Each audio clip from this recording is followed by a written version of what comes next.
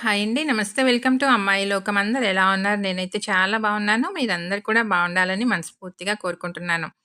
ఇవాళ మన రెసిపీ వచ్చేసి గోధుమ పిండి ముగ్గిన అరటిపళ్ళతో అప్పటికప్పుడు 5 నిమిషాల్లో తయారయ్యే ఒక మంచి హెల్తీ స్నాక్ రెసిపీ. ఎలా చేయాలో చూద్దాం. స్కిప్ చేయకుండా చూడండి.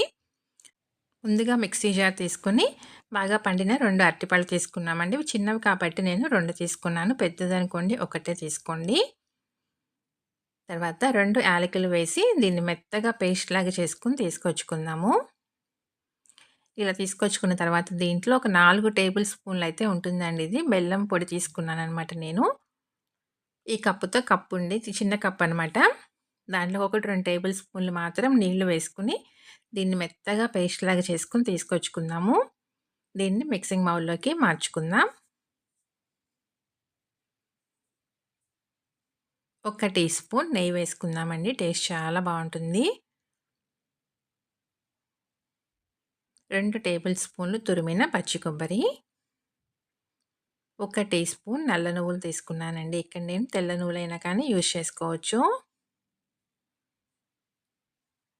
మొత్తం మంచిగా కలిపేసుకుందాము.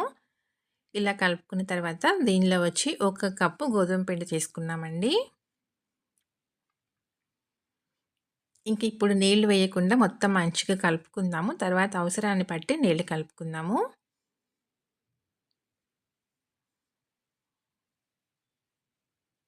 బెల్లం వచ్చి ఇక్కడ నేను పౌడర్ తీసుకున్నానండి. డస్ట్ కానీ ఏమీ లేదనమాట. అందుకని నేను నేరుగా మిక్సీ పట్టుకున్నాను. ఒక 2, 3 టేబుల్ స్పూన్‌లు మాత్రం నీళ్ళు యాడ్ చేసుకుందాము. యాడ్ చేసుకొని మంచిగా కలిపేసుకుందామండి.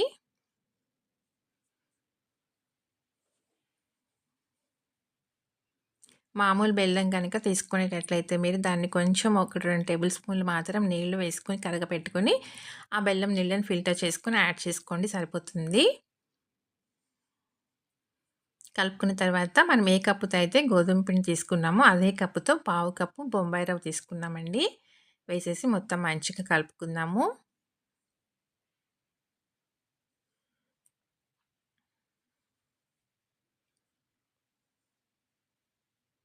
ఇక్కడ నేను సన్నగా ఉన్న బొంబాయి రవ్వ తీసుకున్నానండి. అందుకని సెపరేట్‌గా ఏమి నానబెట్టుకోవాల్సిన అవసరం లేదు. మనం కలుపుకునే లోపల చక్కగా నానిపోతుందనమాట రవ్వ. ఒక్క చిటికెడు వంట సోడా వేసి మొత్తం మంచిగా కలుపుకుందామండి.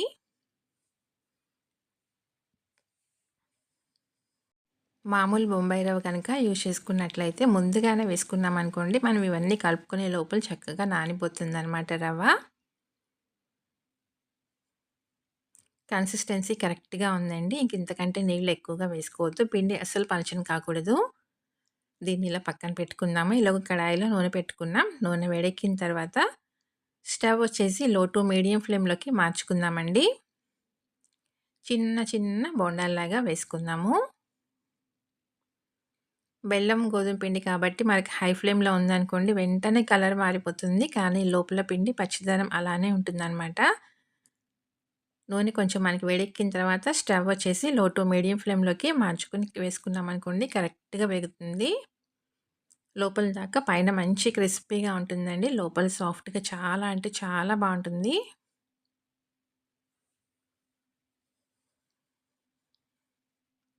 మనం తీసుకున్న బెల్లం కరెక్ట్‌గా సరిపోతుందండి స్వీట్‌నెస్ అనేది.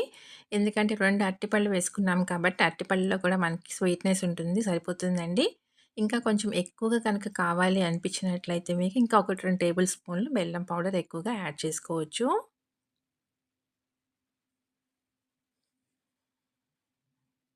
ఇలా కలుపుకుంటూ వేయించుకుంటే మనకి అన్ని పక్కల ఈవెన్‌గా వేగుతుందండి.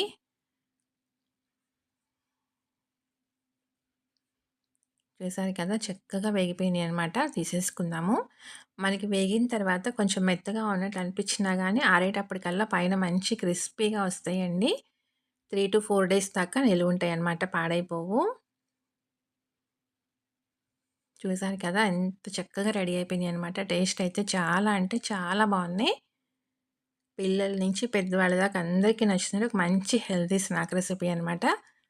తప్పకుండా మీరు ట్రై చేసి చూడండి. మీకెలా వచ్చిందో కూడా నాకు తప్పనిసరిగా కామెంట్ చేయండి. అలానే వీడియో నచ్చినట్లయితే తప్పకుండా సబ్స్క్రైబ్ చేసుకొని లైక్ ఇచ్చేయండి. మీ ఫ్రెండ్స్‌కి, ఫ్యామిలీ మెంబర్స్‌కి షేర్ చేయండి. ఒకటి ఓపెన్ చేసి చూద్దాము చూడండి. పైన మంచి క్రిస్పీగా, లోపల సాఫ్ట్‌గా గుల్ల గుల్లగా చాలా బావుందనమాట. తప్పకుండా ట్రై చేసి చూడండి.